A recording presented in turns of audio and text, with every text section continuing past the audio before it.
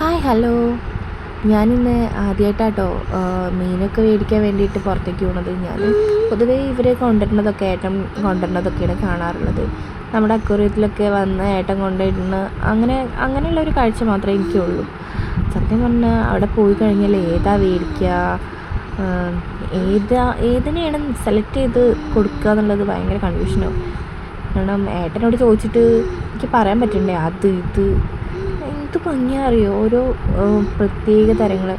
ചെറിയ ഐറ്റത്തിലാണെങ്കിലും വലിയ ഐറ്റത്തിൽ അത് എന്താണ് ഗപ്പീസ് ഉണ്ട്, ഒരുപാട് തരം മീനുകളുണ്ട് കേട്ടോ. ഞങ്ങൾ കൺഫ്യൂഷൻ അടിച്ച് ലാസ്റ്റ് ഗോൾഡ് ഫിഷൊക്കെ മേടിച്ചിട്ടാട്ടോ പോകുന്നത്.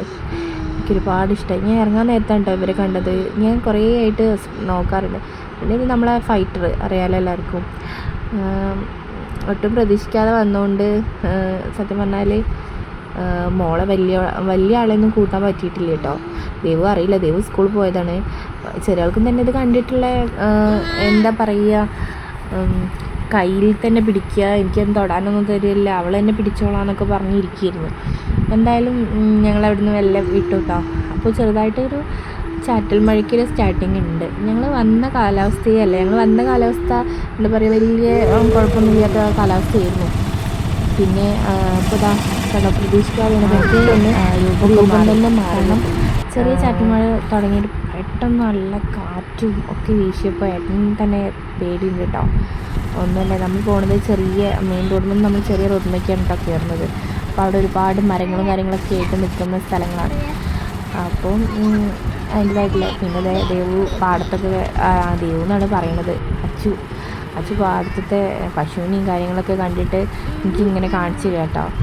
വലിയ ഇഷ്ടമാണ് ആൾക്ക് അങ്ങനത്തെ പശുവിനോട് എല്ലാം. യാത്ര ചെയ്യുന്നവൾക്ക് എന്നെ പോലെ തന്നെ ഭയങ്കര ഇഷ്ടം. പക്ഷേ എനിക്ക് വലിയ യാത്ര ഒന്നും ചെയ്യാൻ കഴിയില്ല. ഞാൻ വേഗം ചെയ്യും, അങ്ങനത്തെ പ്രശ്നമൊക്കെ ഉണ്ടാവും കേട്ടോ എനിക്ക്.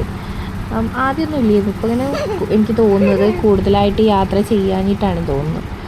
ഇപ്പോൾ കൂടെ ഈ ചെറിയ യാത്ര മാത്രമല്ലേ ചെയ്യുന്നുള്ളൂ. എന്തായാലും പ്രതീക്ഷിക്കാതെ വന്നൊരു യാത്ര എന്തായാലും കളർഫുള്ളായി. ഏട്ടൻ സത്യം പറഞ്ഞാൽ ഇങ്ങോട്ട് വേണ്ടിയിട്ട് ഇറങ്ങിയതല്ല കേട്ടോ. ഞങ്ങൾ ഏട്ടൻ്റെ വണ്ടിയുടെ സീറ്റ് ഇടാൻ വേണ്ടിയിട്ടൊക്കെ അളവെടുക്കാനും കാര്യങ്ങളൊക്കെ വന്നതാണ്. നമ്മുടെ നാട്ടിലെത്തിയപ്പോൾ ഞങ്ങളെ നാട്ടിലൊരു ചെറിയ കട ഉണ്ട്. അവിടെ ഏട്ടൻ സാധനം മേടിക്കാൻ വേണ്ടി ഇറങ്ങിയപ്പോത്തിന് മറ്റാൾ മുന്നിൽ ഇറങ്ങിയിട്ടുണ്ട് കേട്ടോ. അവൾക്ക് എന്തൊക്കെയാണ് വേണമെന്നൊക്കെ പറഞ്ഞിറങ്ങിയത്. പക്ഷെ അങ്ങോട്ട് കയറുന്നില്ല. ഒരു ഏട്ടനെ ഫ്രണ്ടിൽ കണ്ടപ്പോൾ ആ ഏട്ടനായിട്ട് സംസാരിച്ച് എന്തൊക്കെയോ ഇടായിയൊക്കെ പറഞ്ഞിരിക്കാം. അതെല്ലാം കഴിഞ്ഞ് ഞങ്ങൾ ആ വീട്ടിലേക്ക് തിരിച്ചെത്താണ്ട്